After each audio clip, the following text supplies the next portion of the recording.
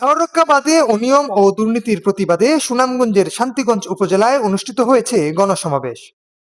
সোমবার সকাল 11টায় শান্তিগঞ্জ উপজেলার পাগলা বাজারে হাওর ও নদী রক্ষা আন্দোলনের উদ্যোগে এই কর্মসূচি পালন করা হয়। এই কর্মসূচিতে সভাপতিত্ব করেন শান্তিগঞ্জ উপজেলার আহ্বায়ক মোহাম্মদ ইমদাদ হোসেন এবং অনুষ্ঠান সঞ্চালনা করেন জেলার সাধারণ সম্পাদক ওবায়দুল হক মিলন। সমাবেশে বক্তারা অভিযোগ করেন, দেখার হাওরে সাম্প্রতিক বৃষ্টিতে জলাবদ্ধতার কারণে বহু কৃষকের বোরো ধান তলিয়ে গেছে। এতে কৃষকদের স্বপ্ন ভেঙে পড়েছে। ক্ষতিগ্রস্ত কৃষকদের তালিকা দ্রুত প্রণয়ন করে ক্ষতিপূরণ দেওয়ার দাবি জানান তারা।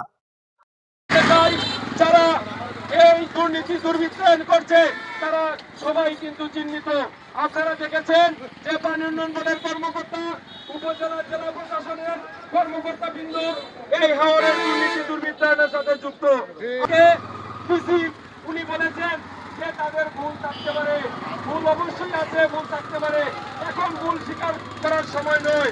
ভুল যখন হয়েছে তখনই আপনাদের বোঝা উচিত ছিল, কিন্তু এখন ফসল ডুবিয়ে বলতেছেন যে ভুল হয়েছে। এটা আসলে হাস্যকর একটা ব্যাপার এবং কৃষকদের নিয়ে তারা তামাশা করছেন। হাওররক্ষা বাঁধ নির্মাণে পিআইসি গঠন থেকে শুরু করে প্রতিটি কাজেই বিভিন্ন পর্যায়ে অনিয়ম ও দুর্নীতির প্রমাণ পাওয়া গেছে। নিম্নমানের কাজ, অতিরিক্ত বরাদ্দ ও ব্যবস্থাপনার কারণে এই পরিস্থিতির সৃষ্টি হয়েছে। সংশ্লিষ্ট কর্তৃপক্ষকে বিষয়টি বারবার জানানো হলেও দৃশ্যমান কোনো কার্যকর পদক্ষেপ নেওয়া হয়নি। সমাবেশে আরো বলা হয়, অপরিকল্পিত ও অপ্রয়োজনীয় বাঁধ নির্মাণের ফলে সুনামগঞ্জের হাজার হাজার হেক্টর পুরো ফসল পানির নিচে তলিয়ে গেছে। এতে কৃষকদের মধ্যে চরম উদ্বেগ বিরাজ করছে।